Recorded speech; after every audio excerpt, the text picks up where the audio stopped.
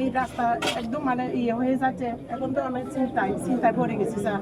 আমি যে অনেক ঋণ আছে আমাদের, এই যে আমার 100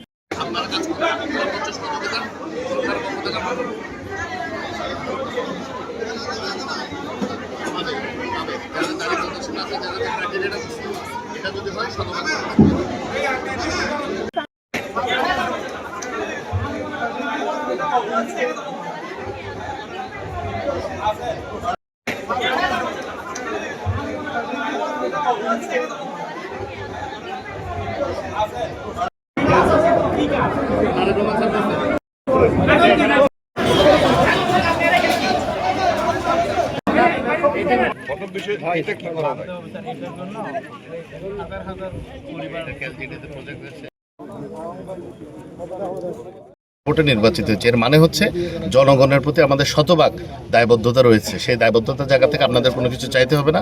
প্রতিটি উপজেলায় যা যা করণীয়, যা যা প্রয়োজন সব কিছু এই সরকার করতে দৃঢ়প্রতিজ্ঞবদ্ধ আমাদের মাননীয় প্রধানমন্ত্রী জনাব তারেক রহমানের নেতৃত্বে। সমাধান এবং উন্নয়ন হয়, আমরা সেদিকে নজর দিব।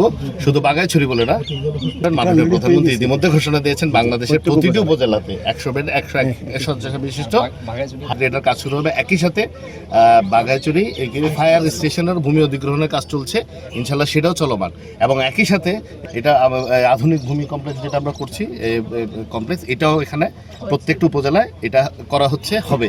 তার মানে আমরা শুধু বাঘাইছড়ির, আমরা বাংলাদেশের প্রতিটি উপজেলা যেন 504টি নতুন করে সমানে 504টি উপজেলা, এই প্রতিটি উপজেলা যেন আমরা সম উন্নয়নের আওতায় আনতে পারি।